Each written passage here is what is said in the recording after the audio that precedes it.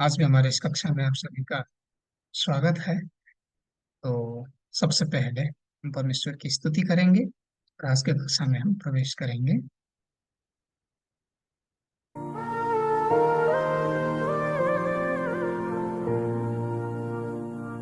धन्यवाद के साथ स्तुति गाऊंगा, हे यीशु मेरे खुदा। उपकार तेरे हैं बेशुमार, कोटि कोटि स्तुति धन्यवाद। धन्यवाद के साथ स्तुति गाऊंगा, हे यीशु मेरे खुदा। उपकार तेरे हैं बेशुमार, कोटि कोटि स्तुति धन्यवाद। योग्यता से बढ़ के दिया है अपनी दया से तूने मुझे। योग्यता से बढ़ के दिया है अपनी दया से तूने मुझे। मांगने से ज्यादा मिला मुझे, आभारी हूँ प्रभु मैं। मांगने से ज्यादा मिला मुझे, आभारी हूँ प्रभु मैं। धन्यवाद के साथ स्तुति गाऊंगा, हे यीशु मेरे खुदा। उपकार तेरे हैं बेशुमार, कोटि कोटि स्तुति धन्यवाद। हालेलुया। आमीन। परमेश्वर की स्तुति हो, महिमा हो। तो ये समय हम सभी एक साथ कक्षा के लिए प्रार्थना में जुटेंगे। आप सभी भी प्रार्थना में जुटिएगा।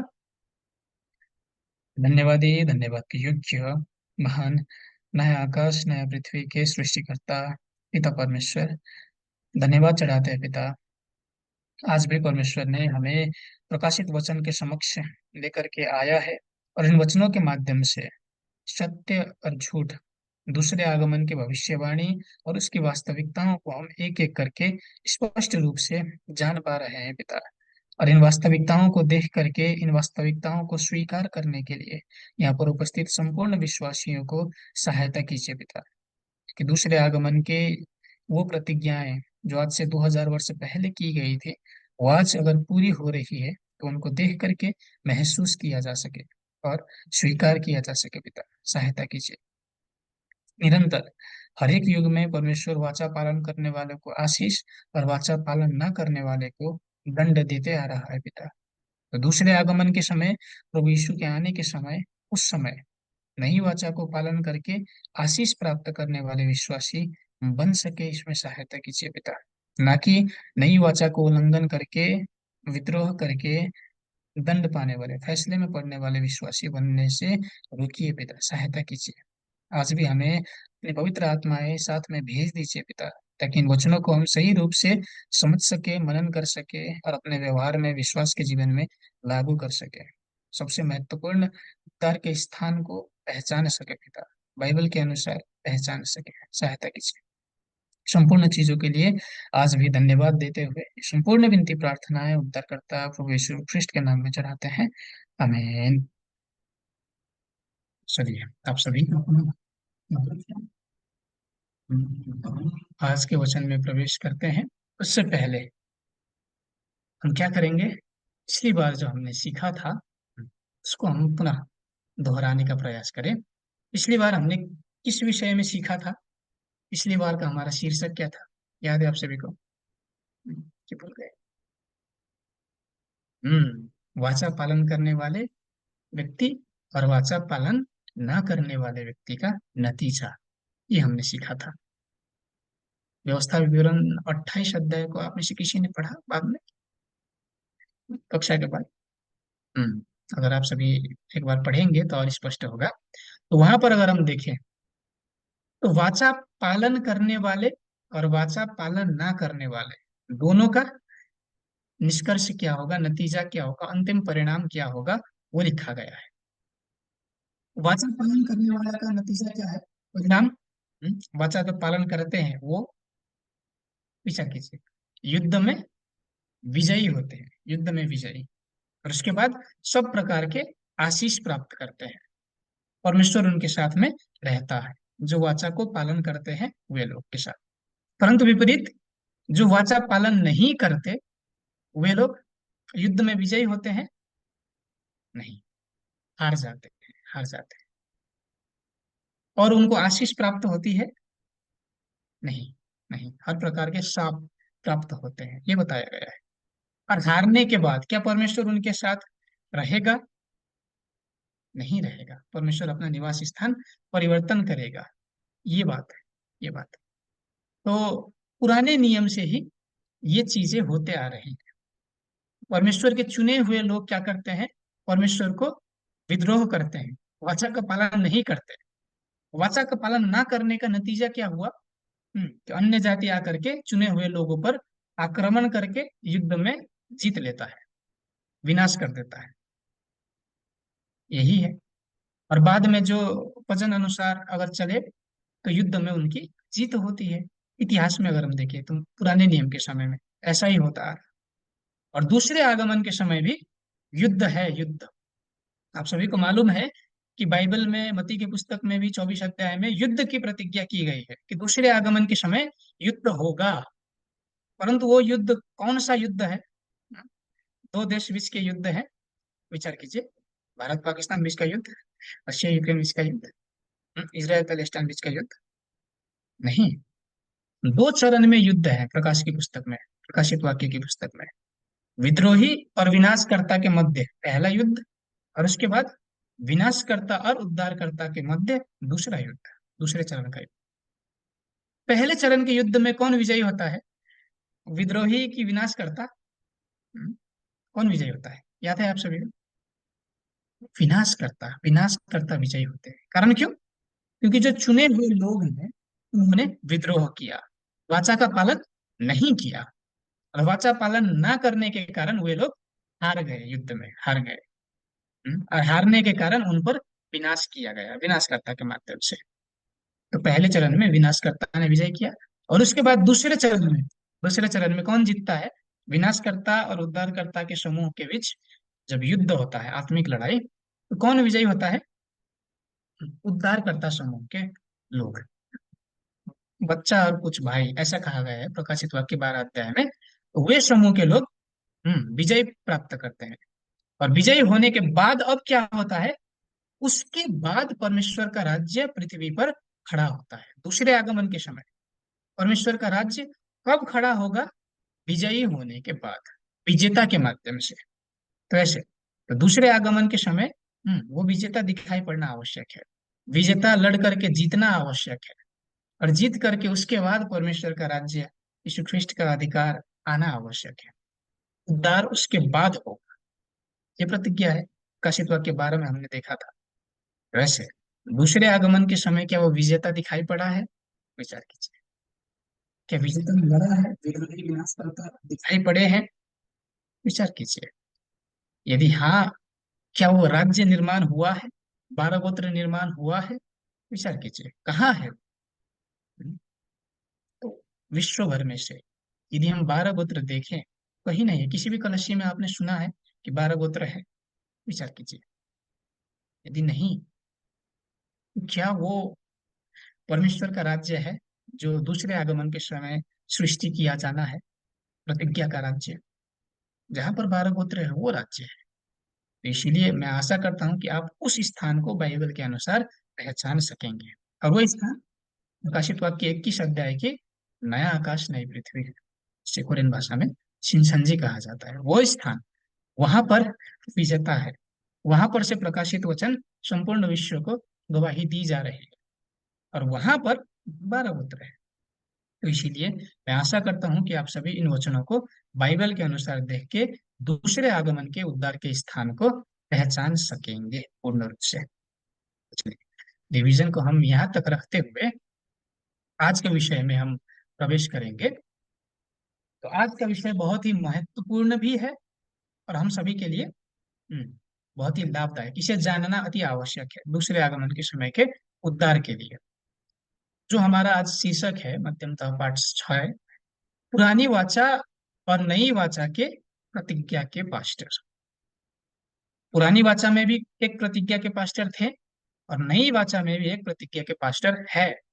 उसके विषय में आज हम देखें। तो जो आज का मुख्य पद है वो मत्ती 1 अध्याय, प्रकाशित वाक्य 1 के 1 से 3, प्रकाशित वाक्य 2 अध्याय, 3 अध्याय, 10 अध्याय, प्रकाशित वाक्य 22 के 16, बहुत सारे हैं। तो प्रकाशित वाक्य में निरंतर 1 से लेकर 22 अध्याय तक उस प्रतिज्ञा के पास्टर के विषय में लिखा गया है कि वो क्या क्या करेगा, ये बात। तो आज हम एक एक करके देखने का प्रयत्न करें।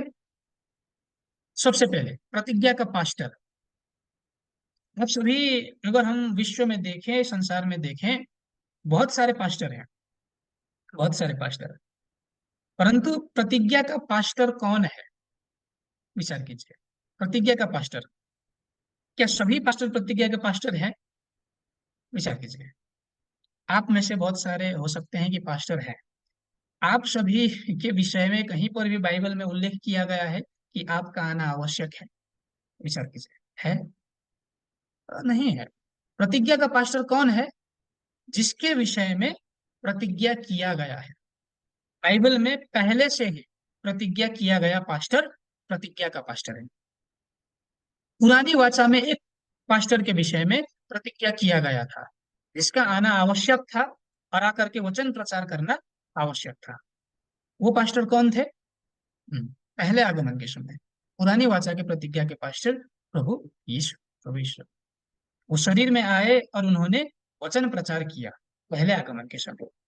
वैसे ही दूसरे आगमन के समय भी नई वाचा में भी एक पास्टर है जो दूसरे पास्टरों से भिन्न है। वो पास्टर प्रतिज्ञा किया गया है। वो पास्टर कौन होगा? जो दूसरे आगमन के समय नई वाचा के वचन प्रचार करेगा। विचार कीजिए, क्या नई वाचा के प्रकाशित वचन, नई वाचा की भविष्यवाणी पूर्ति के वचन प्रभु यीशु स्वयं आकर के सभी को प्रचार करेंगे? विचार कीजिए। हमने सीखा था, क्या प्रभु यीशु अपने आप आकर के सभी को प्रचार करेंगे जैसा पहले आगमन के समय किया था? नहीं, किसी एक व्यक्ति को माध्यम बनाएंगे और वो व्यक्ति दूसरे आगमन के समय का प्रतिज्ञा का पास्टर है। जो हमने निरंतर सीखा है, नई वाचा का प्रतिज्ञा का पास्टर विजेता, विजेता। प्रकाशित वाक्य की पुस्तक में निरंतर विजेता के विषय में किया गया। विजेता को मैं ये दूंगा, वो दूंगा, श्वेत पत्थर दूंगा, गुप्त मन्ना दूंगा, राजदंड दूंगा। निरंतर ये व्यक्ति विजेता दूसरे आगमन के समय का प्रतिज्ञा का पास्टर है। इसके विषय में आज हम और विस्तृत रूप से देखेंगे। तो सबसे पहले बाइबल अनुसार हम पास्टर के प्रकार को समझने का प्रयास करें। बाइबल में बहुत सारे पास्टर हैं, बहुत सारे, और उनमें से अगर हम विभाजन करें तो पास्टरों को 4 वर्गों में विभाजन किया जा सकता है। 4 प्रकार के पास्टर हैं बाइबल में। एक, भविष्यवाणी का पास्टर। भविष्यवाणी का पास्टर जिसका काम क्या है? भविष्यवाणी करके रखना। बाइबल में भविष्यवाणी लिख करके रखना, वो भविष्यवाणी का पास्टर। उसके बाद सामान्य पास्टर भी है, प्रतिज्ञा का पास्टर भी है और झूठा पास्टर भी है। इसके विषय में आज हम देखेंगे।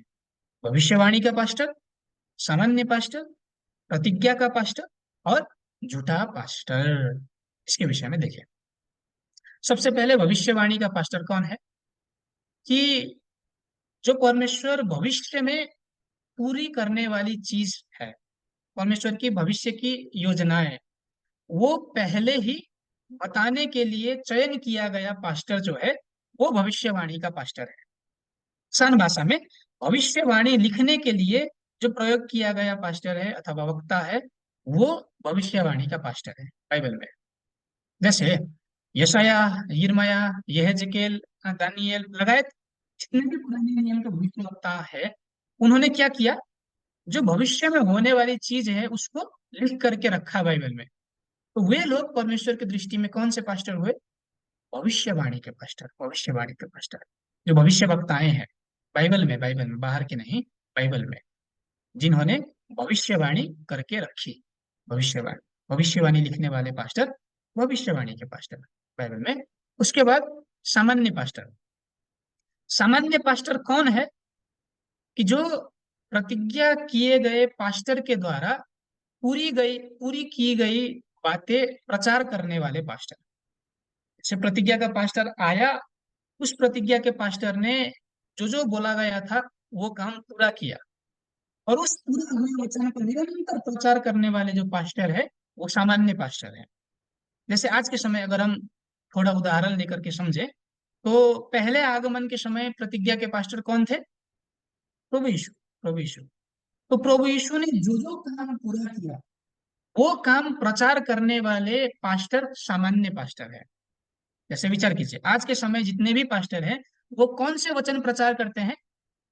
जो वचन प्रभु यीशु ने पूरा किया पहले आगमन के समय, जो जो काम प्रभु यीशु ने किया, वही काम प्रचार करते हैं ना आज के पास्टर। तो वे सभी पास्टर सामान्य पास्टर हैं, सामान्य पास्टर। प्रतिज्ञा के पास्टर के द्वारा पूरी की गई बातें प्रचार करने वाले जो पास्टर है, सामान्य पास्टर।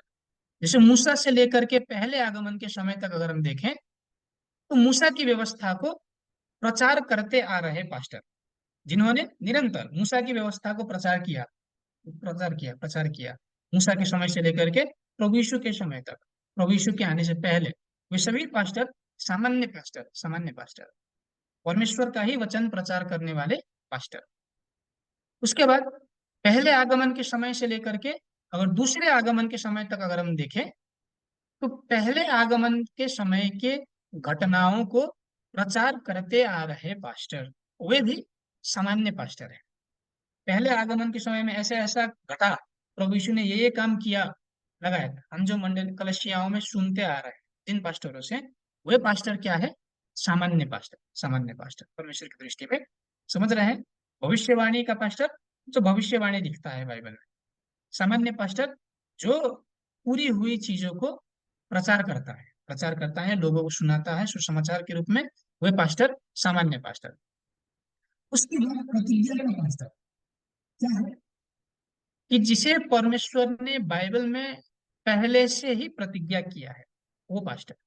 एक पास्टर है जिसके विषय में पहले से ही लिखा गया है कि वो आएगा, आकर के ऐसा ऐसा काम करेगा, वो पास्टर प्रतिज्ञा का पास्टर है। प्रतिज्ञा का पास्टर जिसके विषय में पहले से ही प्रतिज्ञा की गई है। और चौथा है झूठा पास्टर। झूठा पास्टर का मतलब कौन है? हम्म? वो सामान्य पास्टर, परंतु सिखाना चाहिए क्या? जो पूरी की गई बातें हैं, पहले से ही घटी हुई घटनाएं हैं, उसको प्रचार करना, परंतु उसके स्थान पर अपने वचन, मनगढ़ंत गवाही, स्वतंत्र व्याख्याएं सिखाने वाले जो पास्टर है, शैतान के पास्टर, ऐसा बताया गया है। वे पास्टर झूठे पास्टर है, झूठे पास्टर। तो झूठे पास्टर कौन है? सामान्य पास्टर ही यदि बाइबल के वचनों को अपने हिसाब से सिखाते हैं, अपने हिसाब से, तो वे पास्टर परमेश्वर के नहीं, शैतान के पास्टर है, झूठे पास्टर। तो इस तरह की जैसे बाइबल में अगर हम देखें तो चार प्रकार के पास्टर है: शिवानी के पास्टर, प्रतिज्ञा के पास्टर, सामान्य पास्टर और झूठे पास्टर। तो विचार कीजिए, यदि यहाँ पर आप सभी में से कोई पास्टर है, तो आप कौन से पास्टर में हैं? ये चार पास्टर में से क्या आप भविष्यवाणी के पास्टर हैं? विचार कीजिए। क्या आप प्रतिज्ञा के पास्टर हैं? क्या आप सामान्य पास्टर हैं? क्या आप झूठे पास्टर हैं? यह विचार करना आवश्यक है, ये विचार करना आवश्यक है। तो अधिकांश सामान्य पास्टर, सभी सामान्य पास्टर है जो प्रभु यीशु के द्वारा किए गए वचनों को, पूरा किए गए वचनों को निरंतर प्रचार करते आ रहे हैं, सामान्य पास्टर। और वही सामान्य पास्टर यदि अपने हिसाब से वचन देने लगे, हाँ ये होगा वो होगा, मेरे विचार में ये वो, इस प्रकार से अगर हम वचन प्रचार करते हैं, तो वही पास्टर झूठा पास्टर है, झूठा पास्टर। तो मैं आशा करता हूं कि जो यहाँ पर अगर पास्टर आप सभी हैं, तो अपने आप को प्रतिबिंबित करेंगे कि आप कौन है। तो सबसे पहले हम देखें पुरानी नियम के प्रतिज्ञा के पास्टर के विषय में। पुरानी नियम के, आप सभी को मालूम है कि पुरानी नियम के प्रतिज्ञा के पास्टर कौन थे? प्रभु यीशु। प्रभु यीशु। क्यों प्रभु यीशु पहले आगमन के समय पुराने नियम के प्रतिज्ञा के पास्टर हुए? प्रतिज्ञा के पास्टर होने का कारण क्या था उस समय? विचार कीजिए। अगर आज के समय के दृष्टि से देखें तो बहुत सारे पास्टर थे उस समय, सिखाने वाले, बाइबल सिखाने वाले लोग बहुत सारे थे। परंतु उनमें से एक ऐसा था जिसके विषय में पहले से ही भविष्यवाणी की गई थी। और वे व्यक्ति कौन थे? प्रभु यीशु। प्रभु यीशु। प्रतिज्ञा का पास्टर कौन है? जिसके विषय में पहले से ही भविष्यवाणी की गई है, जिसके विषय में पहले से ही प्रतिज्ञा की गई है, वो व्यक्ति, वो पास्टर प्रतिज्ञा का पास्टर है। अगर हम पुराने नियम बाइबल में देखें तो यूहन्ना 5 के 39 में भी जाकर अगर हम देखें तो सारे के सारे पुराने नियम की पुस्तक किसके विषय में गवाही दे रहे थे? प्रभु यीशु के विषय में। प्रभु यीशु के विषय में। एक बार हम पढ़कर देखें यूहन्ना 5 के 39 पर। तुम पवित्र शास्त्र में ढूंढते हो क्योंकि समझते हो कि उसमें अनंत जीवन तुम्हें मिलता है, और यह वही है जो मेरी गवाही देता है। हमें तो ऐसे पवित्र शास्त्र उस समय के पुराने नियम के पुस्तक, वे सभी पुस्तक लोग पढ़ते थे उस समय के विश्वासी यहूदी शास्त्री फरीसी। क्यों? क्योंकि वे विश्वास करते थे कि उसमें से अनंत जीवन प्राप्त होता है। परंतु वही पुस्तक, वही धर्मशास्त्र इसके विषय में गवाही दे रहे थे? प्रभु यीशु के विषय में। उनके विषय में पहले से ही लिखा गया था, पहले से ही प्रतिज्ञा किया गया था। एक बार हम लूका 22 के 24 के 44 पद को भी पढ़कर देखें क्या लिखा गया है। फिर उसने उनसे कहा, ये मेरी वे बातें हैं जो मैंने तुम्हारे साथ रहते हुए तुमसे कही थी कि अवश्य है कि जितनी बातें मूसा की व्यवस्था और भविष्यवक्ताओं और भजनों की पुस्तकों में मेरे विषय में लिखी है सब पूरी हो। हमें तो ऐसे, चाहे मूसा की व्यवस्था हो, चाहे भविष्यवक्ताएं की पुस्तक हो, चाहे भजन संहिता की पुस्तक हो, उसमें किसके विषय में लिखा गया था? प्रभु यीशु के विषय में लिखा गया था। प्रभु यीशु के विषय में। तो उनके विषय में हर एक पुस्तक में, पुराने नियम की पुस्तक में प्रतिज्ञा किया गया था, प्रतिज्ञा किया गया था। और वो प्रतिज्ञा के अनुसार ही प्रभु यीशु शरीर में प्रकट हुए, दिखाई पड़े। तो इसीलिए पहले आगमन के समय प्रतिज्ञा के पास्टर के रूप में कौन दिखाई पड़े? प्रभु यीशु दिखाई पड़े। तो एक बार हम जो उदाहरण है, हालांकि हमने देखा था, पहले भी बहुत चर्चाएं की थी, एक बार हम पढ़ करके देखें, इसे समझने का प्रयास करें। पुराने नियम में अगर हम भविष्यवाणी देखें तो प्रभु यीशु का जन्म कैसे भविष्यवाणी किया गया था? प्रभु यीशु के जन्म के विषय में भी यशायाह की पुस्तक 7 के 14 में अगर हम जाकर के देखें तो पहले से ही भविष्यवाणी की गई थी। एक बार पढ़कर देखें यशायाह 7 का 14। इस कारण प्रभु आप ही तुमको एक चिन्ह देगा, सुनो, एक कुंवारी गर्भवती होगी और पुत्र जनेगी और उसका नाम इम्मानुएल रखेगी। वैसे कि प्रभु यीशु के जन्म के विषय में कुंवारी से जन्म होगा, ये बात पहले से ही प्रतिज्ञा की गई थी। तो इसके अनुसार ही प्रभु यीशु क्या हुए? आप सभी को मालूम है उनका जन्म कैसे हुआ? हमारे जैसे सामान्य रूप से शरीर से नहीं, कुंवारी से, पवित्र आत्मा के प्रभाव से जन्म हुआ। और वो बात कहाँ लिखा गया है? मत्ती 1 अध्याय में 18 से लेकर के 23 पद तक अगर आप सभी पढ़े वहां पर लिखा गया है। एक बार पढ़कर देखें। यीशु मसीह का जन्म इस प्रकार से हुआ कि जब उसकी माता मरियम की मंगनी यूसुफ से हो गई तो उनके इकट्ठा होने से पहले ही वह पवित्र आत्मा की ओर से गर्भवती पाई गई। यह सब इसलिए हुआ कि जो वचन प्रभु ने भविष्यवक्ता के द्वारा कहा था वह पूरा हो। देखो, एक कुंवारी गर्भवती होगी और एक पुत्र जनेगी और उसका नाम इम्मानुएल रखा जाएगा, जिसका अर्थ है परमेश्वर हमारे साथ में। वैसे यशायाह की पुस्तक में जो भविष्यवाणी की गई थी कुंवारी से जन्म लेने की, वो प्रतिज्ञा किसमें आकर पूरी हुई? प्रभु यीशु में आकर पूरी हुई। मत्ती 1 अध्याय में कुंवारी से जन्म हुआ। दूसरा उदाहरण अगर हम देखें तो प्रभु यीशु का जन्म कहाँ हुआ था? कहाँ? प्रभु यीशु का जन्म भारत में? हम्म, नहीं। किस स्थान में? बेथलेहम में। क्यों बेथलेहम में प्रभु यीशु का जन्म हुआ? क्यों? भारत में क्यों नहीं हुआ? किसी प्रांत में? क्योंकि वो स्थान भी पहले से ही भविष्यवाणी की गई थी। कहाँ जन्म होगा, ये बात भी पहले से ही भविष्यवाणी की गई थी। मीका 5 के 2 में अगर हम जाकर के देखें तो वो भविष्यवाणी वहां पर दिखाई पड़ती है, बेथलेहम में जन्म लेने की। और वो बात मती 2 अध्याय में जाकर के अगर हम देखें, लुका की पुस्तक 2 अध्याय में भी, तो वहां पर वो बात पूरी होती। ये आप सभी को, हम सभी को मालूम है, इसीलिए मैं वो बाइबल पद नहीं रखा है मैंने। तीसरी भविष्यवाणी अगर हम देखें तो क्या प्रतिज्ञा किया गया? कि मिस्र में जाकर आने की बात प्रतिज्ञा की गई, भविष्यवाणी की गई।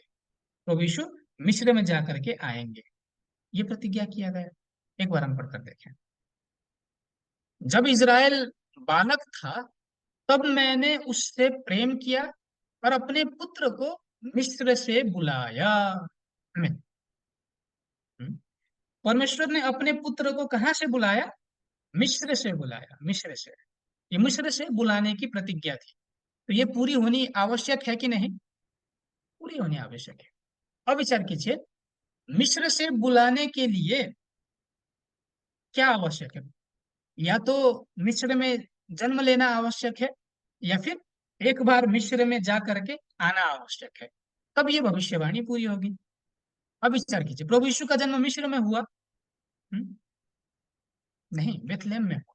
तो मिस्र से कैसे बुलाया जाएगा? एक बार मिस्र में भेजना पड़ेगा और उसके बाद बुलाना पड़ेगा। यदि आप सभी को मालूम हो, तो प्रभु यीशु का जब जन्म हुआ तो उनकी हत्या की प्रयास की गई। तो उस समय प्रभु यीशु को किस देश में भेजा गया या फिर भगाया गया? किस देश में? बहुत सारे स्थान थे उस समय। बेथलेहम से यरूशलेम की ओर भी जा सकते थे, या फिर जहां से प्रभु यीशु आए थे, मरियम आई थी, उस स्थान में भी जा सकते थे। मिस्र देश में ही क्यों गए? क्यों भगाया गया? हम्म, ये भविष्यवाणी पूरी होने के ये भविष्यवाणी पूरी होने के लिए मत्ती 2 के 15 में हम ये भविष्यवाणी देख सकते हैं। एक बार पढ़ें। और हेरोदेस के मरने तक वहीं रहा, इसलिए कि यह वचन जो प्रभु ने भविष्यवक्ता के द्वारा कहा था पूरा हो। मैंने अपने पुत्र को मिस्र से बुलाया। आमीन। तो ये घटना आप सभी को मालूम है कि प्रभु यीशु का जो हत्या का प्रकरण किया गया, उस समय प्रभु यीशु को मिस्र देश में भेजा गया। और जब हेरोदेस राजा की मृत्यु हुई, मिस्र से उन्हें वापस बुलाया गया। ऐसे भविष्यवाणी पूरी हुई। तो विचार कीजिए, अभी हम क्या देख रहे हैं कि एक व्यक्ति के विषय में, उसका जन्म कहाँ होगा, जन्म कैसे होगा, जन्म के बाद कहाँ से बुलाया जाएगा, ये सभी पहले से ही भविष्यवाणी की गई थी, पहले से ही। और वो सारी भविष्यवाणी किस में जाकर पूरी हुई? प्रभु यीशु में जाकर। और प्रभु यीशु जब, विचार कीजिए, यरूशलेम में प्रवेश कर रहे थे, तो एक पशु पर सवार होकर प्रवेश किए। वो पशु क्या था? घोड़े पर, घोड़े पर चढ़कर प्रवेश किए यरूशलेम में? नहीं, गधे के बच्चे पर, गधे के बछड़े पर चढ़कर प्रवेश किया। कारण क्यों? क्यों गधे के बछड़े पर? क्यों घोड़े पर नहीं? क्यों गधा पर नहीं? गधा का बच्चा ही क्यों चाहिए? कारण क्यों? ये भी पहले ही भविष्यवाणी किया गया था।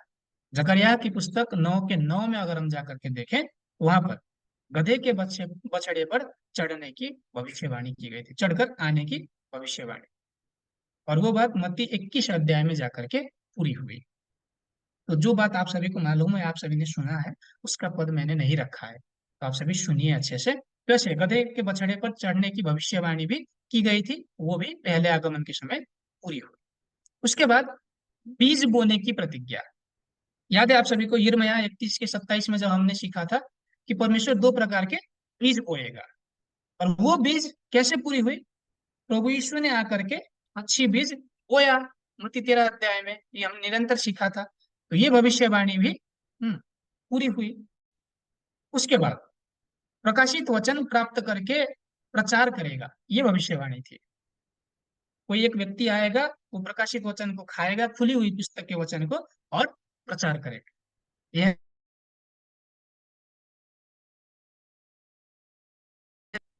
किसने? पुराने नियम की जो बंद पुस्तक थी, उसको खोल करके दर्शन में किसने खाया था? यहेजकेल ने खाया था, यहेजकेल ने। और उससे क्या भविष्यवाणी की गई दर्शन में, कि कोई व्यक्ति एक दिखाई पड़ेगा जो खुली हुई पुस्तक को खा करके प्रचार करेगा। एक बार हम यहेजकेल की पुस्तक की अध्याय पढ़कर देखें, एक दो तीन पद। तब उसने मुझसे कहा, हे मनुष्य के संतान, जो तुझे मिला है उसे खा ले, अर्थात इस पुस्तक को खा, तब जाकर इज़राइल के घराने से बातें कर। इसलिए मैंने मुंह खोला और उसने वह पुस्तक वचन नहीं, प्रभु यीशु ने आकर के प्रचार किया। मनुष्य के संतान के रूप में कौन प्रकट हुए? यहेजकेल भविष्यवक्ता स्वयं आए? नहीं, प्रभु यीशु, प्रभु यीशु, प्रभु यीशु मनुष्य के पुत्र के रूप में दिखाई पड़े और इज़राइल में जाकर के प्रचार किया। मत्ती 15 के 24 में वही लिखा गया है, एक बार पढ़कर देखें। उसने उत्तर दिया, इज़राइल के घराने की खोई हुई भेड़ों को छोड़ मैं किसी के पास नहीं भेजा गया। कैसे? प्रभु यीशु कहाँ भेजे गए थे? इज़राइल घराने में भेजे गए। इनके लिए जो खोए हुए थे, वचन से अनभिज्ञ थे, वचन का ज्ञान नहीं था, उनके पास भेजे गए, ताकि प्रकाशित वचन के माध्यम से उनको प्रचार करके उद्धार में ला सके। तो ऐसे प्रकाशित वचन खा करके प्रचार करने के बाद प्रभु यीशु में आकर के पूरी हुई। उसके बाद नई वाचा बांधने की प्रतिज्ञा याद है आप सभी को? यिर्मयाह 31 अध्याय में 31 से 32 पद में, कि मैं दो प्रकार के बीज बोऊंगा और नई वाचा बांधूंगा, ये प्रतिज्ञा था। तो वो नई वाचा किसने बांधा? पहले आगमन के समय आप सभी को मालूम है, लूका 22 अध्याय में प्रभु यीशु ने चेलों के साथ में नई वाचा बांधी। तो ऐसे वो भविष्यवाणी भी किस में आकर के पूरी हुई? प्रभु यीशु में आकर के पूरी हुई। और उसके बाद प्रभु यीशु क्यों सूली पर चढ़े?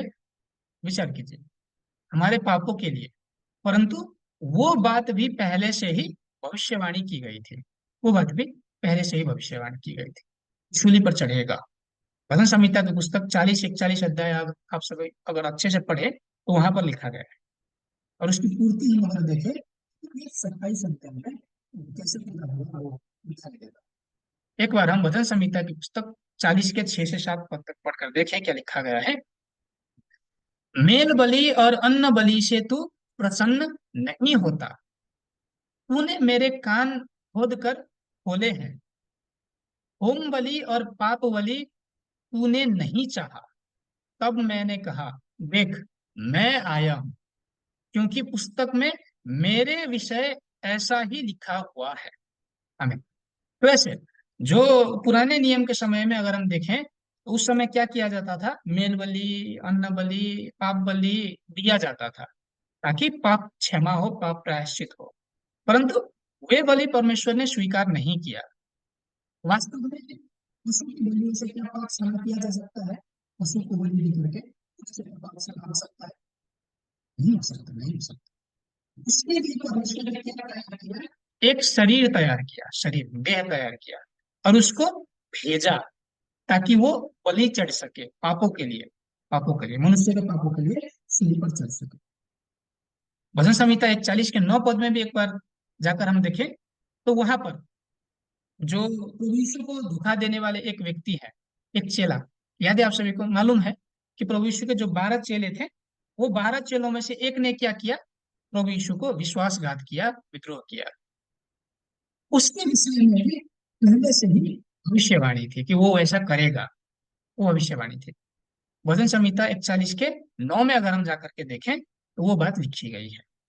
एक बार पढ़कर देखें। मेरा पूर्व हित जिस पर मैं भरोसा रखता था, जो मेरी रोटी खाता था, उसने भी मेरे विरुद्ध लात उठाई है। नहीं। तो ऐसे कि प्रभु यीशु के सूली पर चढ़ने की बात भी, उसके बाद खाने की बात भी विरुद्ध में, वो सभी बातें पहले से ही भविष्यवाणी की गई थी। मत्ती 27 के 35 में आप सभी को मालूम है कि जब प्रभु यीशु को क्रूस में चढ़ाया गया, क्रूस में टांगा गया, तब उनके जो कपड़े पर चिट्ठा डाला गया, चिट्ठियां डाली गई और उसके माध्यम से बांट फाड़ किया गया, बांट लिया गया। वो बात भी भजन संहिता के 40 और 41 अध्याय में आप सही अगर पढ़े तो वहां पर पहले से ही भविष्यवाणी की गई थी, पहले से ही भविष्यवाणी की गई थी। मत्ती 27 के 35 में वो जाकर के पूरी हुई। तो ऐसे एक एक चीज, एक एक चीज, जन्म से लेकर के कहाँ जन्मेगा, उसके बाद क्या काम करेगा, कौन कौन से काम करेगा, बीज बोएगा, वाचा बांधेगा, वचन प्रचार करेगा, अंत में सूली पर चढ़ जाएगा, सूली पर चढ़ने के बाद लोग उसका कपड़े पर चिट्ठा करेंगे, ये सभी बातें पहले से ही भविष्यवाणी की गई थी, भविष्यवाणी।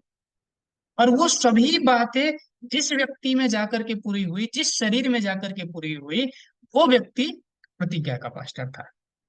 बाइबल में कहीं भी पुराने नियम के समय में यीशु शब्द का नाम उल्लेख है? यीशु, यीशु शब्द, यीशु शब्द, यीशु नहीं है, यीशु शब्द उल्लेख नहीं है कहीं भी।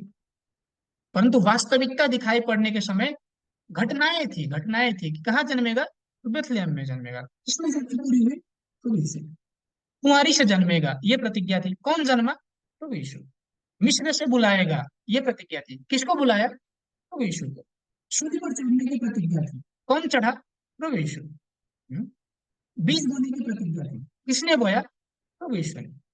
नई वाचा बांधने की प्रतिज्ञा थी। किसने बांधा? प्रभु यीशु ने। तो ये सारे प्रमाण देख करके प्रभु यीशु ही पहले आगमन के समय के प्रतिज्ञा के पास्टर थे, ये विश्वास किया जा सकता था। और इसीलिए उस समय के विश्वासियों को प्रभु यीशु पर विश्वास करना आवश्यक था, आवश्यक था उद्धार और अनंत जीवन के लिए। प्रभु यीशु के विषय में पहले से ही भविष्यवाणियां की गई थी, और उन भविष्यवाणियों के अनुरूप ही वे प्रकट हुए। ये तो हुआ पहले आगमन के समय की बात। दूसरे आगमन का समय महत्वपूर्ण है। दूसरे आगमन के समय भी एक पास्टर है जिसके विषय में प्रतिज्ञा किया गया है नई वाचा में। तो नई वाचा के प्रतिज्ञा के पास्टर के विषय में हम देखें, समझने का प्रयास करें। प्रतिज्ञा के पास्टर का काम क्या है? महत्वपूर्ण काम, सबसे ज्यादा महत्वपूर्ण काम, भविष्यवाणी पूर्ति के वचनों को प्रचार करना, खुली हुई पुस्तक के वचनों को प्रचार करना, ये काम प्रतिज्ञा के पास्टर का है प्रमुख रूप से। यदि हम, यदि मैं या आप में से कोई यदि प्रतिज्ञा के पास्टर है, तो आपको क्या करना आवश्यक है? नए नियम के भविष्यवाणी कैसे पूरी हुई, उन वचनों को प्रचार करना आवश्यक है, यदि प्रतिज्ञा के पास्टर है। ये बाइबल में आज हम देखेंगे। तो प्रकाशित वाक्य एक के एक में अगर हम जाकर के देखें, तो वहां पर यीशु ख्रिस्ट का प्रकाशित वाक्य दिखाई पड़ता है। एक बार हम एक पद को पढ़कर देखें क्या लिखा गया है। यीशु मसीह का प्रकाशित वाक्य, जो उसे परमेश्वर ने इसलिए दिया कि अपने दासों को वे बातें जिनका शीघ्र होना आवश्य है दिखाए, और उसने अपने स्वर्गदूत को भेजकर उसके द्वारा अपने दास यूहन्ना को बताया। हमें ध्यान देकर के समझिए कि ये प्रकाशित वाक्य किसका प्रकाशित वाक्य है? यीशु मसीह का प्रकाशित वाक्य है। और यीशु मसीह को किसने दिया? परमेश्वर ने दिया। परमेश्वर ने यीशु मसीह को दिया। क्यों? अपने दासों को दिखाने के लिए, दासों को बताने के लिए। तो प्रभु यीशु ने डायरेक्ट, प्रत्यक्ष रूप से दास को ना दिखा करके क्या किया? स्वर्गदूत को भेजकर पहले यूहन्ना को बताया, और यूहन्ना के माध्यम से दास तक पहुंचाया। ये प्रतिज्ञा है। वैसे दूसरे आगमन के समय जो खुली हुई पुस्तक है, प्रकाशित वाक्य है, वो दास समक्ष कैसे जाएगी? पहले परमेश्वर के पास, उसके बाद विश्व के पास, उसके बाद स्वर्गदूत के पास, उसके बाद यूहन्ना के पास, और उसके बाद दास के पास। ऐसे इस प्रक्रिया के माध्यम से प्रकाशित वचन, नए नियम के भविष्यवाणी पूर्ति के वचन प्रचार किए जाएंगे। ये जो प्रकाशित वाक्य की पुस्तक है, ये जो यूहन्ना ने, चेला यूहन्ना ने आज से 2000 वर्ष पहले खुली हुई पुस्तक को देखकर लिखा। जो जो उनको दर्शन में दिखाया गया, सचमुच उनको पेड़ दिखाए गए, उन्होंने पेड़ लिखा। उनको समुद्र दिखाया गया, उन्होंने समुद्र लिखा। उनको पशु दिखाया गया, उन्होंने पशु लिखा। भविष्यवाणी के समय में, दर्शन के समय में। कैसे? इससे प्रकाशित वाक्य को यूहन्ना को हुआ प्रकाश, ऐसा भी कहा जाता है, यूहन्ना को हुआ प्रकाश। कैसे? दूसरे आगमन के समय परमेश्वर, प्रभु यीशु, स्वर्गदूत, यूहन्ना, उसके बाद दास के समक्ष ये पहुंचता है। ऐसे ध्यान देकर के समझने का प्रयास कीजिए कि जो प्रकाशित वाक्य की पुस्तक है, सबसे पहले बंद पुस्तक परमेश्वर के हाथ में है। किसी को मतलब मालूम नहीं है, किसी को नहीं। उसके बाद वो पुस्तक क्या होता है, प्रभु यीशु लेते हैं। प्रभु यीशु लेकर के प्रकाशित वाक्य 6 अध्याय में और 8 अध्याय में एक एक करके 7 मोहर तोड़ते हैं, तो पुस्तक खुल जाती है। पुस्तक खुलने का मतलब क्या है? कल तक बंद था, अब खुल गया, इसका मतलब भविष्यवाणी पूरी होकर के वास्तविकता दिखाई पड़ी, वास्तविकता। और वो वास्तविकता के वचन प्रभु यीशु क्या करते हैं, स्वर्गदूत को देते हैं। प्रकाशित वाक्य 10 अध्याय में हम देख पाते हैं, हमने पहले भी देखा था, उस स्वर्गदूत को देते हैं। अब विचार कीजिए, परमेश्वर, प्रभु यीशु और स्वर्गदूत, क्या ये शरीर है कि आत्मा है? शरीर है कि आत्मा है? परमेश्वर, प्रभु यीशु, स्वर्गदूत, आत्मा, आत्मा। तो क्या वो आत्मा आकर के प्रत्यक्ष रूप से सभी दासों को वचन प्रचार कर सकते हैं? विचार कीजिए। मेन उद्देश्य क्या है? दास को प्रचार करना, अपने सेवकों को प्रचार करना। परंतु उसके लिए इन पवित्र आत्माओं को, परमेश्वर, प्रभु यीशु और पवित्र आत्मा स्वर्गदूत को, क्या वो प्रत्यक्ष कर सके? नहीं कर सके। इसके लिए उन्हें क्या चाहिए? एक माध्यम चाहिए, एक व्यक्ति चाहिए, एक पास्टर चाहिए। और वो व्यक्ति दर्शन के समय चेला यूहन्ना, चेला यूहन्ना।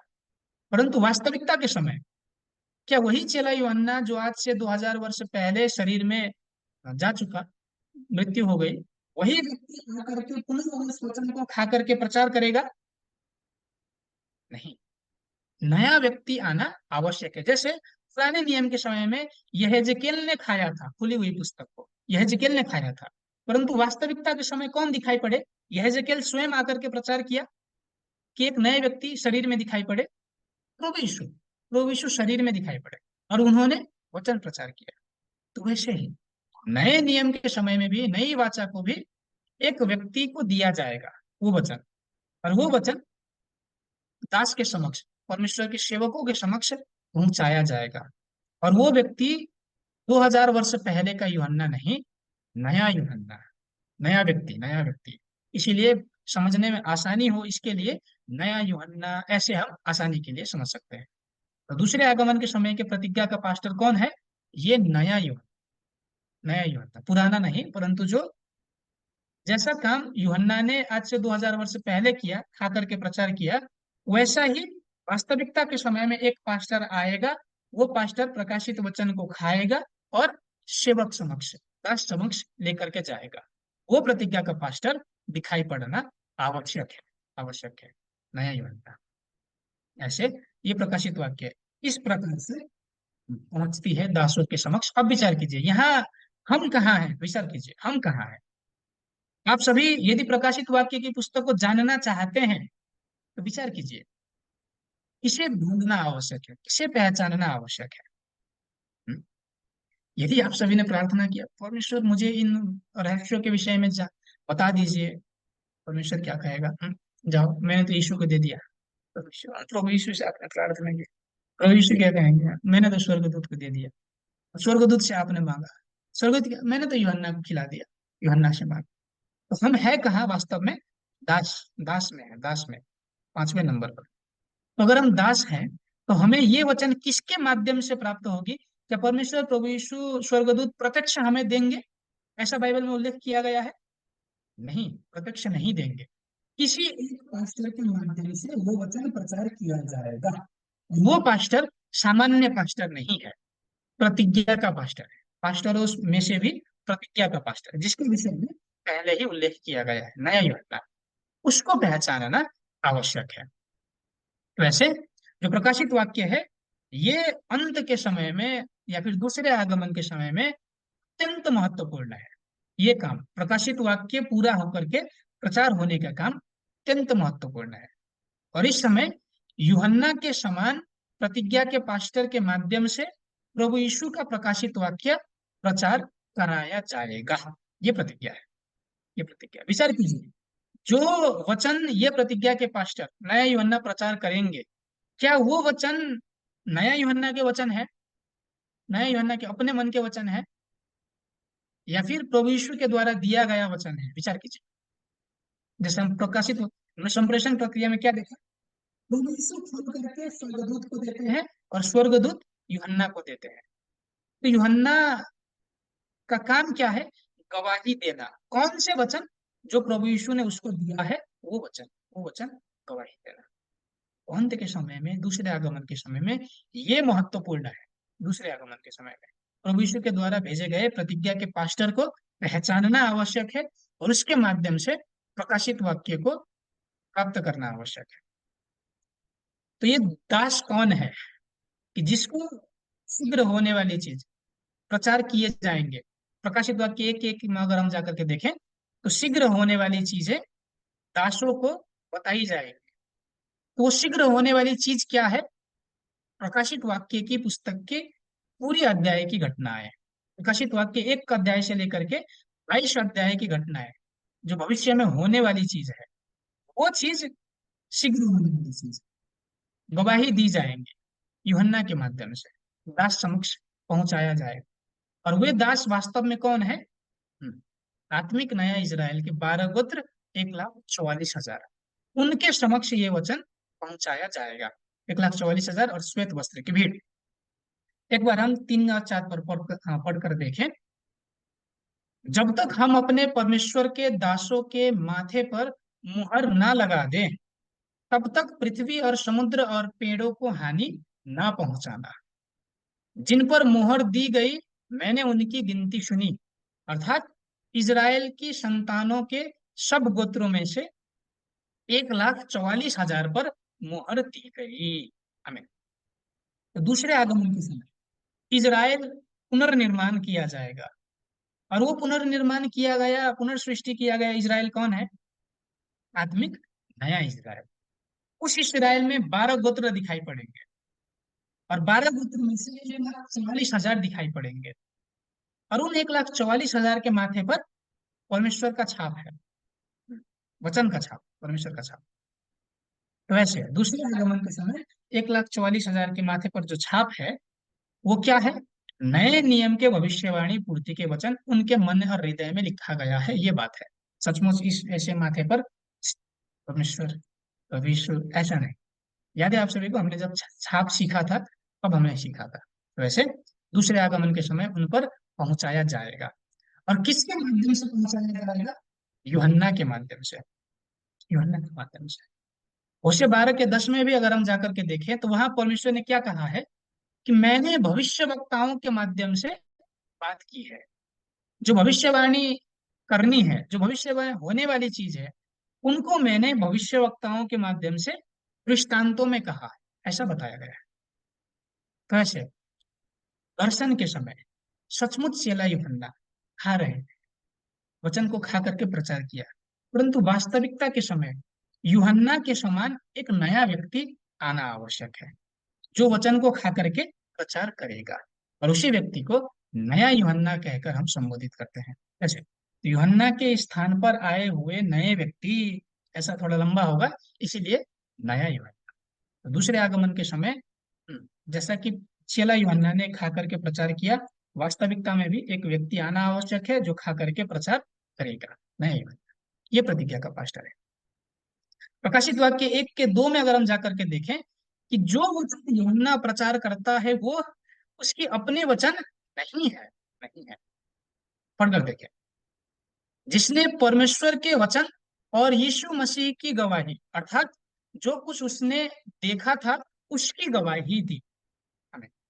तो यूहन्ना जो गवाही देता है वो गवाही किसकी गवाही है? यीशु मसीह की गवाही है, यीशु मसीह की गवाही। जो कुछ उसको दिखाया गया है, बताया गया है, वो चीज यूहन्ना गवाही देते हैं। तो दूसरे आगमन के समय जब ये प्रतिज्ञा का पास्टर दिखाई पड़ेगा, नया यूहन्ना, उसके माध्यम से भी वचन गवाही दी जाएगी। तो वो वचन क्या यूहन्ना के अपने वचन है, अपने मन के वचन नहीं? प्रभु यीशु की गवाही, जो प्रभु यीशु लोगों को बताना चाहता है, वो प्रभु यीशु के स्थान पर एक व्यक्ति बोल देता है, बता देता है। भिन्नता इतनी ही है। विचार कीजिए, हर एक समय, पुराने नियम के समय में भी मूसा ने इजरायलियों को वचन दिया। तो क्या वो वचन मूसा का अपना वचन था? विचार कीजिए, मूसा का अपना वचन उन्होंने इजरायलियों को दिया? अपने हिसाब से मूसा की व्यवस्था लिख करके दी? नहीं। परमेश्वर ने मूसा को दिया, और मूसा ने परमेश्वर के स्थान पर बोल दिया लोगों को। भविष्य वक्ताओं के समय में याद कीजिए, जितने भी भविष्य वक्ताएं हुए, यहेजकेल, यशायाह, यिर्मयाह, उन लोगों ने भी वचन दिया लोगों को, परंतु वे सारे वचन, क्या वो यशायाह के अपने वचन थे, यिर्मयाह के अपने वचन थे, यहेजकेल के अपने वचन थे? नहीं। कि जो परमेश्वर ने उनको दिया, उन्होंने लोगों समक्ष पहुंचा दिया, लोगों के समक्ष वही काम किया। वैसे ही दूसरे आगमन के समय भी प्रभु यीशु अपनी बातें लोगों के समक्ष पहुंचाना चाहता है, परंतु उसके लिए एक माध्यम आवश्यक है, माध्यम। और वो व्यक्ति, एक व्यक्ति के माध्यम से प्रभु यीशु वचन अपने लोगों के समक्ष, दास के समक्ष पहुंचाएगा, प्रतिज्ञा के पास्टर के माध्यम से। वो व्यक्ति नया युग है। तो इसीलिए उस दास के माध्यम से जो वचन आ रहे हैं, वो वचन, उस दास के वचन अपनी शिक्षा, नई संप्रदाय की शिक्षा नहीं है, प्रभु यीशु के सत्य के वचन है, प्रभु यीशु के सत्य के वचन। तो इसे महसूस करना आवश्यक है। तो ऐसे जो यूहन्ना है, प्रभु यीशु के प्रवक्ता के रूप में वहां पर जाते हैं। जैसे विचार कीजिए, आप सभी राजदूत, आप सभी को मालूम है, राजदूत राजदूत क्या करते हैं कि देश का प्रतिनिधित्व करके किसी समारोह में जाते हैं, बोलते हैं। तो जब वो वचन देते हैं, बात करते हैं, तो क्या वो व्यक्तिगत रूप से बोलते हैं? जो भी चीज वहां पर जाकर के समारोह में, सम्मेलन में भाग लेकर के बताते हैं राजदूत? नहीं। जो राष्ट्र की ओर से, जो राष्ट्र का नीति नियम है, जो राष्ट्र की चीजें हैं, वो जाकर के बता देता है, राष्ट्र की ओर से बोलता है। वैसे ही जो ये यूहन्ना है, वो यूहन्ना अपने वचन की गवाही नहीं देता, प्रभु यीशु की गवाही देता है, निरंतर प्रभु यीशु के विषय में बताता है। प्रभु यीशु ऐसा करना चाहता था, प्रभु यीशु ने ये कहा है, ये करना है, ये करना है, वो ऐसे अपने विषय में नहीं, प्रभु यीशु के विषय में, प्रभु यीशु के स्थान पर, प्रभु यीशु के विषय में लोगों के समक्ष पहुंचा देना, ये काम प्रवक्ता, प्रवक्ता किसी के स्थान पर बोल देना। तो यूहन्ना सामान्य व्यक्ति है, सामान्य दास है। भिन्नता क्या है? प्रभु यीशु के स्थान पर प्रभु यीशु के वचन बोल देता है, बता देता है लोगों को, ये बात है, ये बात है। प्रकाशित वाक्य 1 के 3 में भी अगर हम जाकर के देखें, क्या कहा गया है कि जो प्रकाशित वाक्य की पुस्तक को पढ़ेगा या फिर पाठ करेगा, सुनेगा और पालन करेगा, वो आशीषित होंगे। तो सचमुच क्या प्रकाशित वाक्य की पुस्तक को 1 से लेकर के 22 अध्याय तक मैं ऐसे पलट कर पढ़ दूं तो मैं आशीषित होऊंगा? नहीं, वो मतलब नहीं है। प्रकाशित वाक्य की पुस्तक पाठ करना या फिर पढ़ना, उसका मतलब क्या है? हम्म पूर्ण रूप में जानना, संपूर्ण रूप से। पाठ करने वाला व्यक्ति आशीषित है, ऐसा बताया गया है। इसका मतलब प्रकाशित वाक्य की पुस्तक को पूर्ण रूप से जानकर प्रचार करने वाला व्यक्ति, वो व्यक्ति। तो ये पाठ करने वाला व्यक्ति कौन है दूसरे आगमन के समय? नया यूहन्ना, नया यूहन्ना। जो प्रकाशित वाक्य 1 अध्याय से लेकर के 22 अध्याय की घटनाओं को जिसने देखा है प्रत्यक्ष, और वो गवाही दे सकता है। याद है आप सभी को, यशायाह 29 के 11 में हमने पढ़ा था पहले, कि जब बंद पुस्तक है तो पढ़ने वाले लोग भी नहीं पढ़ सकते, अनपढ़ लोग भी नहीं पढ़ सकते, ऐसा कहा गया था। तो पढ़े लिखे लोग और अनपढ़ लोग क्या था? याद है आप सभी को? जो पढ़े लिखे लोग मतलब कलीसियाओं के पास्टर, अनपढ़ लोग मतलब सामान्य विश्वासी। चाहे पास्टर हो चाहे विश्वासी, जब तक पुस्तक बंद है किसी को मतलब मालूम नहीं है, नहीं है। अब कोई पढ़ सक रहा है, इसका मतलब क्या है? वचन प्रचार कर सक रहा है, उसका मतलब उसे मालूम है, ये मतलब है। सामान्य रूप से ऐसे पन्ना पलट करके पढ़ना नहीं, पाठ करना, पढ़ना मतलब स्पष्ट रूप से, 100% पूर्ण रूप से जान करके गवाही देना। ऐसे दूसरे आगमन के समय में ये प्रतिज्ञा का वास्तव कब दिखाई पड़ेगा? ये महत्वपूर्ण है। कब? कब दिखाई पड़ेगा? कौन से घटना के बाद दिखाई पड़ेगा? विचार कीजिए। उद्धार का काम कब होगा? उद्धार होने से पहले क्या क्या होना आवश्यक है? विद्रोह होना आवश्यक है, उसके बाद विनाश होना आवश्यक है, उसके बाद उद्धार का काम शुरू होगा, उद्धार का। तो ऐसे प्रभु यीशु दूसरे आगमन के समय प्रतिज्ञा के पास्टर, विजेता को प्रयोग करके उद्धार का काम करेंगे, तो उससे पहले विद्रोह होना आवश्यक है। विद्रोह कौन करेगा? सात तारा, सात दूत। याद है आप सभी को? हमने सीखा था पहले, एक बार पढ़कर देखें। प्रकाशित वाक्य 1 के 19 से 20 पद तक। इसलिए जो बातें तूने देखी हैं और जो बातें हो रही है और जो बातें इसके बाद होने वाली है, उन सबको लिख ले। अर्थात उन 7 तारों के भेद जिन्हें तूने मेरे दाहिने हाथ में देखा था, और उन 7 सोने की दीवटों का भेद, जो वे 7 तारे 7 कलशियाओं के दूत हैं, और वे 7 दीवट 7 कलशियाएं हैं। आमीन। तो ये 7 तारे 7 सोने की दीवट जो पहले प्रभु यीशु के दाहिने हाथ में था, इसका मतलब प्रभु यीशु के समूह में था। उन लोगों ने क्या करा? प्रकाशित वाक्य 2 अध्याय में अगर हम जाकर के देखें, तो निकोलाइयों से एक हो गए। मूर्ति को चढ़ाया गया भोजन खाया उन लोगों ने, शैतान का छाप लिया। वैसे अन्य जाति जिसके पास परमेश्वर का वचन ही नहीं, झूठा वचन है, उन झूठे वचन वाले पास्टरों के साथ एक हुए और उन्होंने पाप किया। इसका मतलब क्या है? विद्रोह किया। जो प्रभु यीशु के पहले दाहिने हाथ में थे, प्रभु यीशु का वचन उनके पास था, अब झूठे वचन झूठे वचन के पास्टर को अनुसरण किया, उनके पास चले गए, उनके समूह में चले गए। ऐसे विद्रोह किया दूसरे आगमन के समय। उसके बाद विद्रोह और विनाश की घटना के बाद प्रकाशित वाक्य 1 के 17 पद में अगर हम जाकर के देखें, तो प्रभु यीशु एक व्यक्ति को हाथ रख के अभिषेक करता है, चयन करता है, चयन। तो दूसरे आगमन के समय प्रत्यक्ष प्रभु यीशु के माध्यम से चयन किया गया, अभिषेक किया गया एक पास्टर है, जो प्रकाशित वाक्य 1 के 17 में प्रतिज्ञा किया गया है। पर पढ़कर देखें। जब मैंने उसे देखा, तो उसके पैरों पर मुर्दा सा गिर पड़ा। उसने मुझ पर अपना दाहिना हाथ रखकर कहा, मत डर, मैं प्रथम और अंतिम और जीविता। हमें तो ऐसे देखो कि जब यूहन्ना को दिखाया जा रहा था, दूसरे आगमन के समय प्रभु यीशु ने अपना जब परिचय दिया, तो उस ज्योतिर्मय स्वरूप को देख करके यूहन्ना, मुर्दा से हो गए। उसके बाद प्रभु यीशु ने क्या किया? अपना दाहिना हाथ उसके सर पर रखा, चयन किया। सर पर हाथ रखना इसका मतलब चयन करना। दूसरे आगमन के समय एक पास्टर है जिसे प्रत्यक्ष प्रभु यीशु अभिषेक करते हैं, चयन करते हैं अपने काम करने के लिए। और वो व्यक्ति दर्शन के समय में यूहन्ना है, परंतु वास्तविकता के समय एक नया व्यक्ति, नया पास्टर आना आवश्यक है, नया यूहन्ना। वैसे ये पास्टर सामान्य रूप से विचार कीजिए, अभी हम जो पास्टर अभिषेक करते हैं, उस पर पास्टर को कैसे अभिषेक किया जाता है? किसी व्यक्ति के माध्यम से, कोई सीनियर पास्टर अपने माध्यम से, किसी पास्टर के माध्यम से हाथ रख करके पास्टर अभिषेक करता है। परंतु ये व्यक्ति जो यूहन्ना है, दूसरे आगमन के समय उसको किसी पास्टर ने अभिषेक नहीं किया, प्रत्यक्ष प्रभु यीशु ने अपना हाथ रख करके अभिषेक किया, चयन किया, ये मतलब है। कौन सी घटना के बाद? विद्रोह और विनाश की घटना के बाद चयन किया। और चयन करके क्या कहा? उन 7 दूतों को चिट्ठी भेजो। चिट्ठी भेजने की आज्ञा दी। जो 7 दूत, 7 तारों ने विद्रोह किया, विद्रोह करके उन्होंने पश्चाताप नहीं किया, तो इसके कारण पश्चाताप कराने के लिए एक नए पास्टर को चयन करके चिट्ठी भेजो चिट्ठी भेजो चिट्ठी भेजने की आज्ञा दी। और उस निकोलाइयों के संग लड़ाई करके जीतने की आज्ञा दी। विजयी नए पास्टर को चयन करके।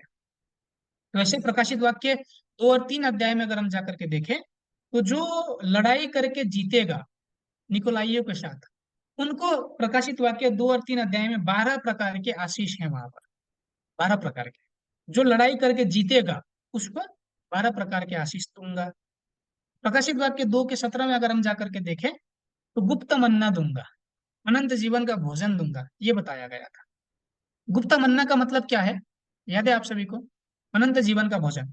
दूसरे आगमन के समय कौन से भोजन खाने के बाद हम अनंत जीवन को प्राप्त कर सकेंगे? दूसरे आगमन के समय मांस मछली, दाल भात तरकारी, क्या खाकर तुम अनंत जीवन प्राप्त करें? अनंत जीवन पाने के लिए सत्य का वचन होना आवश्यक है। दूसरे आगमन के समय सत्य का वचन क्या है?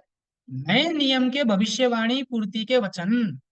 वो वचन किसको देने की प्रतिज्ञा है? जो जीतेगा, जो जय पाएगा, उसको दूंगा, ये प्रतिज्ञा है। तो ये जय पाने वाले व्यक्ति उसी आगमन के समय के, जो निकोलाइयों के साथ लड़ करके जीतेगा, वो पास्टर दूसरे आगमन के समय के प्रतिज्ञा का पास्टर है। और उस पास्टर को श्वेत पत्थर दूंगा, ये भी प्रतिज्ञा की गई। प्रकाशित वाक्य 2 के 17 में अगर हम जाकर के देखें तो श्वेत पत्थर देने की प्रतिज्ञा, उसको दूंगा। और उस श्वेत पत्थर का मतलब क्या था, याद है आप सभी को? फैसले का अधिकार, फैसला करने का अधिकार उस व्यक्ति को दूंगा, ये प्रतिज्ञा किया गया था। तो ये व्यक्ति दूसरे आगमन के समय का प्रतिज्ञा का पास्टर है, जिसको श्वेत पत्थर दिया गया है। आप सभी में से किसी को श्वेत पत्थर दिया गया है? पाया है आप सभी में से किसी ने? विचार कीजिए। गुप्त मन्ना आप सभी में से किसी को दिया है प्रभु यीशु ने? हाथ रख करके किसी को चयन किया है? विचार कीजिए। हम्म। लोहे का राजदंड देने की प्रतिज्ञा, प्रकाशित वाक्य 2 के 26 27 में। आप में से किसी ने लोहे का राजदंड प्राप्त किया है? प्रकाशित वाक्य में जो बताया गया है, विचार कीजिए। है? यदि नहीं, तो वो व्यक्ति कौन है जिसको दिया गया है, उसे पहचानना आवश्यक है। आवश्यक है। लोहे का राजदंड मतलब क्या था? शासन करने का अधिकार, शासन करने का अधिकार, वचन के माध्यम से। प्रकाशित वाक्य 3 अध्याय में अगर हम जाकर के देखें तो जय पाएगा उसे प्रभु यीशु के साथ सिंहासन में बैठने को मिलेगा, अपने साथ सिंहासन में बिठाएगा, ये बताया गया है। तो कौन है वो व्यक्ति? निरंतर वो व्यक्ति जिसको श्वेत पत्थर दिया गया, वो व्यक्ति जिसको लोहे का राजदंड दिया गया, वो व्यक्ति जिसको गुप्त मन्ना दिया गया, वो व्यक्ति दूसरे आगमन के समय के प्रतिज्ञा का पास्टर है। प्रतिज्ञा का पास्टर आप में से कोई है जिसको ये सब दिया गया है? विचार कीजिए। यदि नहीं, तो क्या आप प्रतिज्ञा के पास्टर हैं? यदि नहीं, तो जिस व्यक्ति को दिया गया है उसको विश्वास करना आवश्यक है कि नहीं, प्रभु यीशु के द्वारा दिए गए व्यक्ति? विचार कीजिए। प्रकाशित वाक्य 10 अध्याय में अगर हम जाकर के देखें तो एक व्यक्ति है जिसे पुनः खुली हुई पुस्तक खिलाया जा रहा है। प्रकाशित वाक्य की पुस्तक नया यूहन्ना के पेट में प्रवेश कर रही है। आप सभी में से किसी को खुली हुई पुस्तक खिलाया गया है? विचार कीजिए। है कोई जिसको खिलाया गया हो? नहीं। नहीं। तो जिसको खिलाया गया है वो व्यक्ति प्रतिज्ञा का पात्र है। और खाने के बाद क्या करना है? सभी को जाकर के प्रचार करना है, प्रचार करना है, गवाही देनी है सभी घटनाओं, जो चीज प्रभु यीशु ने दिखा दी, सुना दी, वो बात जाकर के दासों के समक्ष लेकर के जानी है, चाहे वो सुने चाहे न सुने, सभी को प्रचार करना है। तो ये व्यक्ति जो खुली हुई पुस्तक को खा करके प्रचार करेगा, वो व्यक्ति दूसरे आगमन के समय प्रतिज्ञा का पास्टर है। प्रकाशित वाक्य 22 के 8 और 16 में अगर हम जाकर के देखें तो देखने वाला व्यक्ति है प्रकाशित वाक्य की पुस्तक। आप सभी में से किसी ने प्रकाशित वाक्य 1 अध्याय से लेकर के 22 अध्याय तक देखा है उसकी घटनाओं को, वास्तविकताओं को? नहीं। क्या आप सभी में से किसी ने प्रभु यीशु ने दिखा करके मंडली कलसियाओं में जाकर के गवाही दो, ऐसा अनुमति किसी को दिया है, आज्ञा दिया है? नहीं। तो जिसको दिया गया है वो व्यक्ति प्रतिज्ञा का पास्टर है दूसरे आगमन के समय। और वो व्यक्ति सभी कलसियाओं में प्रभु यीशु के ये वचन जो दिखाया गया है, सुनाया गया है, वो प्रचार करेगा। वो व्यक्ति प्रतिज्ञा का पास्टर है, प्रतिज्ञा का पास्टर है दूसरे आगमन के समय।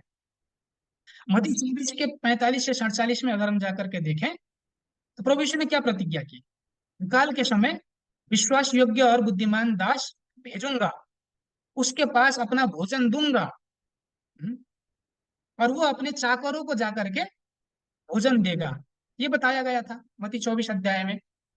आप में से किसी को प्रभु यीशु ने दूसरे आगमन के समय वो भोजन दिया है? विचार कीजिए। तो जिसको दिया गया है वो व्यक्ति दूसरे आगमन के समय का प्रतिज्ञा का पास्टर है। वहां पर जो मालिक बताया जा रहा था वो प्रभु यीशु है। प्रभु यीशु प्रकाशित वाक्य पुस्तक के भविष्यवाणी पूर्ति के वचन किसी एक व्यक्ति को देगा और वो व्यक्ति जाकर के प्रचार करेगा निरंतर। मत्ती के पुस्तक में, यूहन्ना के पुस्तक में, लुका की पुस्तक में, मरकुस की पुस्तक में, प्रकाशित वाक्य की पुस्तक में एक व्यक्ति के विषय में बताया गया है जो नए नियम के भविष्यवाणी पूर्ति के वचन प्रचार करेगा। वो व्यक्ति प्रतिज्ञा का पास्टर है। वो व्यक्ति यूहन्ना 14 के 26 में, यूहन्ना 14 के 17 में अगर हम जाकर के देखें तो सत्य की आत्मा भेज देने की प्रतिज्ञा है। सत्य की आत्मा, परंतु आत्मा स्वयं आकर के क्या वचन गवाही दे सकती है? विचार कीजिए। नहीं। आत्मा को शरीर आवश्यक है, शरीर शरीर तो ऐसे जो सत्य की आत्मा जिसके साथ है, जिस पास्टर के साथ है, वो पास्टर प्रतिज्ञा का पास्टर है। अगर सत्य की आत्मा है तो सत्य का वचन उससे निकलना आवश्यक है, आवश्यक है। भविष्यवाणी पूर्ति के वचन, नए नियम के भविष्यवाणी पूर्ति के वचन, प्रकाशित वाक्य की पूर्ति के वचन निकलना आवश्यक है। वो पास्टर प्रतिज्ञा का पास्टर है दूसरे आगमन के समय, नया यूहन्ना, नया यूहन्ना।